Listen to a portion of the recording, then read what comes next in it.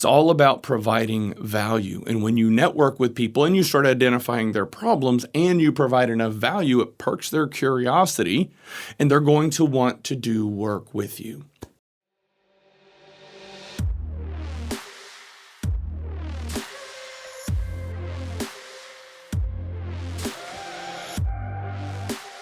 How is it going, ladies and gentlemen? This is Sean Barnes. I want to welcome you back to The Way of the Wolf. On the show today, we're going to be talking about building a company, and more specifically, building a company from scratch, and the lessons that I have learned over the past 9 months of doing this on my own. I have spent years talking about developing leadership skills and building teams and cultures of performance so that you can grow and scale. And what I have quickly realized is that all of the things that I cover and discuss about building companies at scale, yes, they are important. However, when it comes to starting a company from scratch, there are some different things that you need to focus on. And I myself have become guilty of thinking, oh, well, that won't scale. Well, we can't do that right now because that won't scale. And when you're starting out, quite frankly, you just have to do the work. You have to get flow through the system before you can worry about whether any process or application is fragile enough to break. It's all about getting flow through the system.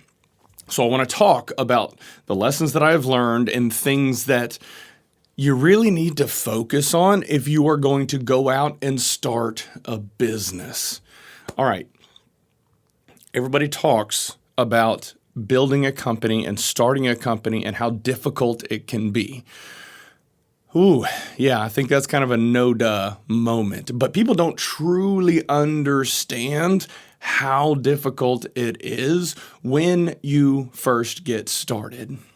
And I think because I've been so vocal about my journey and leaving corporate America and then starting my own thing, I have started to have more requests from people that want to meet with me to get my perspective and guidance on what they can do to go start their own thing, because they're very passionate about technology or service delivery or doing the thing that they do. And they don't like their boss. They don't like the company. There's this kind of underlying challenge of a lack of leadership across so many organizations, and it feels like a daunting task trying to push that boulder up the mountain when you are focused on developing your own leadership skills and building a strong team, but those above you, it's not a priority for them.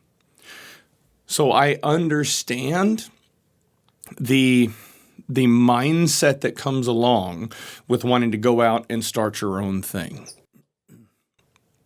But I do want to say that just because your boss is an idiot, just because your company culture is toxic, those are not good reasons to go start a business. You start a business because you have a fire in your soul that cannot be put out. And you want to share that with the world. That is the reason that you start a business. I have to preface all of these things that I'm going to talk about with that one thing. You need that fire.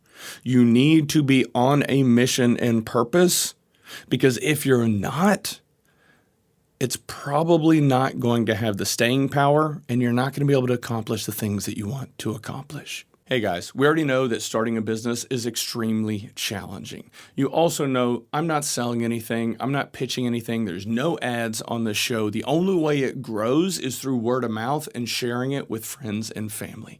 If you could do me a solid, leave a quick review, share this with a friend, it would mean the absolute world. We could put some good karma out there and possibly positively impact the lives of more people.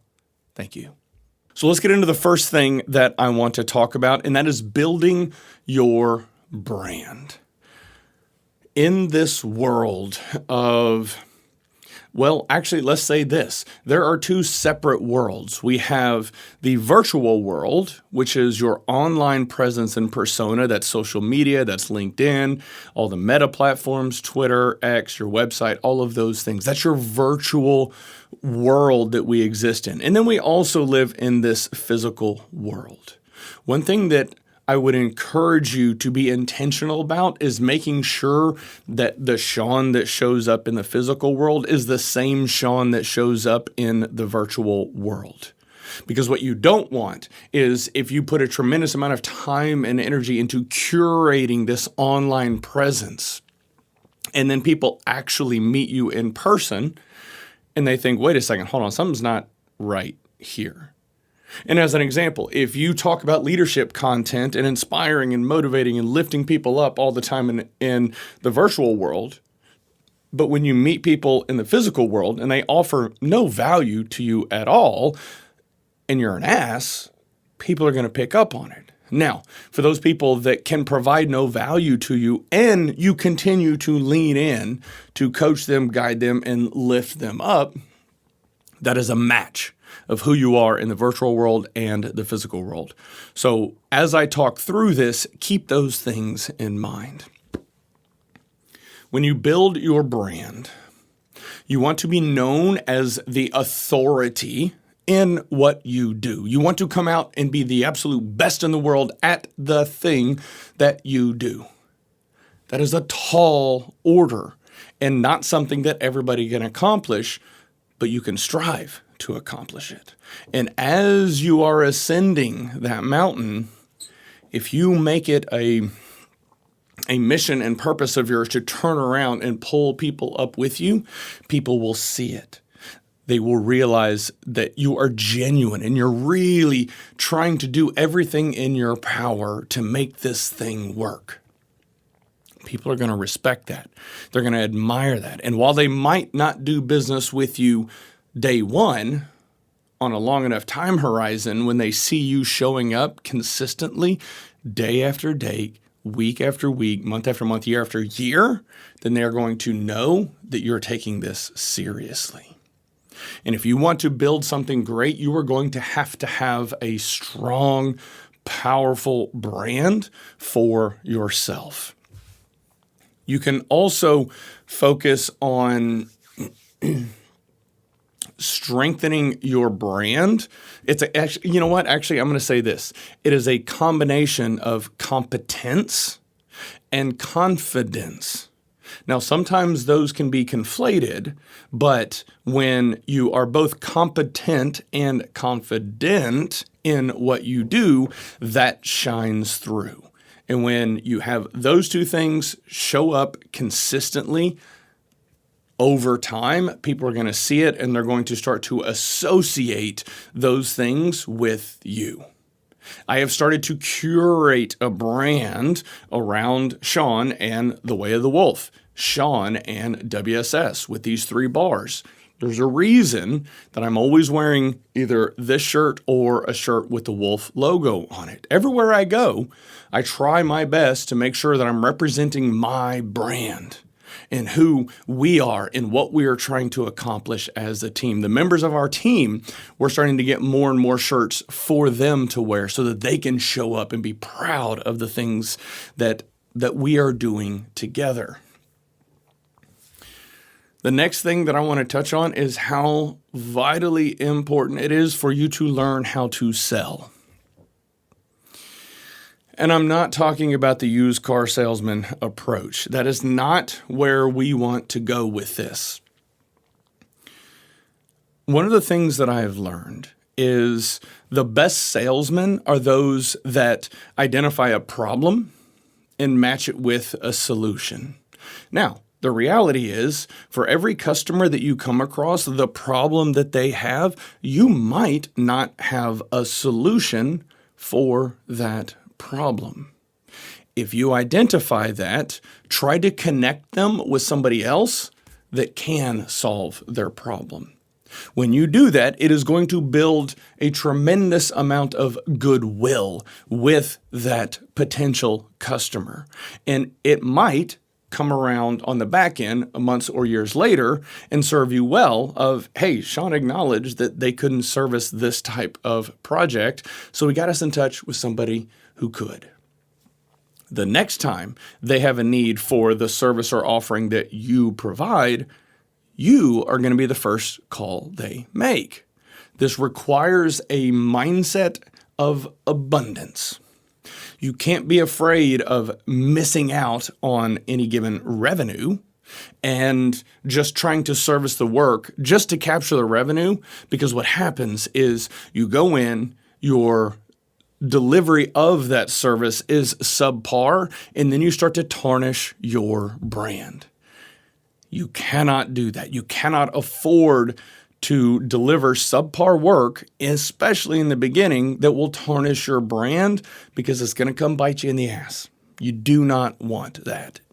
Now, a few other things that I have learned. Let's see, I've got some notes here that I'm going to reference. Networking with people is not selling. Posting content every day is not selling. These things help from a lead nurturing perspective, because you're getting your name out there and people see what you're all about and they see your brand and they start to develop these associations. But just because you post content every single day, which is important, it does not guarantee that you're going to get sales. It does not create a massive inbound pipeline of people that are going to come in and say, oh, I've seen your content. Let me please do business with you. There will be some, but don't go into it thinking that if you post every day, all of a sudden clients are going to rain from the heaven. It's just not going to happen. Unfortunate, frustrating, maybe.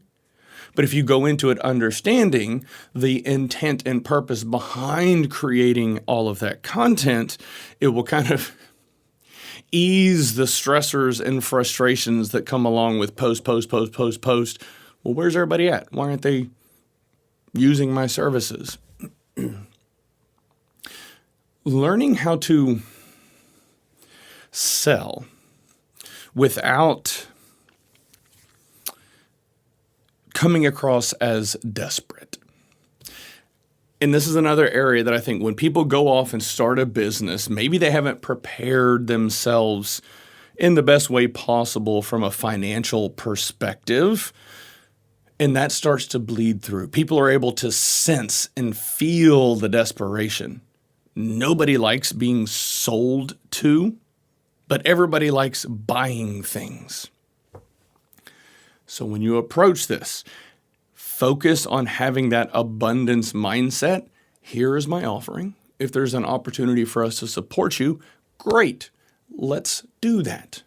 If not, don't try to force them. If they say no, if they say now's not a good month, I don't have the money, don't listen to all of those sales gurus that try to teach you how to crowbar your way in. Well, if this isn't a good month, let's go ahead and get you signed up, and then you can pay me next month. No. All that's going to do is rub them the wrong way, and it reeks of desperation. If it's not a good month, it's not a good month. If it's not a good quarter, it's not a good quarter. That's fine. Don't appear desperate. Here's your services. If you want to do work together, great. If not, don't force them. It's not going to be received well. Now, in order to have that abundance mindset, it is important that you know how to build a pipeline of work. We're a very project-based organization, which means that I'm constantly focused on networking, providing value. When you do that, it seems like an inordinate amount of work with no return. But what you are doing is planting seeds. Everything that you do, you're planting seeds, and this crop might grow sooner than this crop, and that's okay. But you have to focus on building your pipeline, and you do this in a number of different ways. I've seen networking events, obviously networking with people on social media, cold outreach, just stresses me out. I don't like that approach. It's all about providing value. And when you network with people and you start identifying their problems and you provide enough value, it perks their curiosity and they're going to want to do work with you. So the big things: building your brand, learning to sell, and then building that pipeline. I am a planner. I like structure. I have been very risk averse for the vast majority of my life. And I've had this mindset of, well, I'm going to plan all this stuff in case this goes wrong and this goes wrong and that goes wrong. I'm cool. We're going to roll with it. And what I have recognized is that I've spent years planning to launch WSS Solutions. And I got into it, and nothing is unfolding the way I thought it would. It doesn't matter how much you plan, how good you are at planning things. When you get into the middle of something, you just got to roll with it. And yes, you can have a plan in terms of going a given direction, which is important to have a target to shoot for. But understand, when you are shooting for this target, there's going to be variances, there's going to be variables, there's going to be unknown variables that are going to hit, and they're going to slap you across the face. And you just got to roll with it. You got to have that determination and tenacity and grit and discipline and all those magic buzzwords that everybody talks about. But there is no magic one buzzword. It's a mesh of thoughts and ideas and your mode of operation and how that all culminates into who you are and what you are trying to focus on. Figure out what your mission is and pursue it relentlessly until you're able to bring it to the world. That is why you start a business. All right, ladies and gentlemen, I think that's all I have for the show today. I'm doing a little bit different stuff with the cameras and lighting, continually trying to increase the production quality. So hopefully we can continue making the show better for you. It would mean the absolute world to me if you could leave a review or just hit a certain number of stars. It'll take you 10 seconds and it would mean the absolute world. If this provided value, if you have friends or family members that are wanting to start a business, share the show with them. See if it provides a little bit of value to them. Hopefully, we can share this with more people and provide some more value to all of those out there that are on their mission and purpose, but don't exactly know where to start. Y'all have a good one.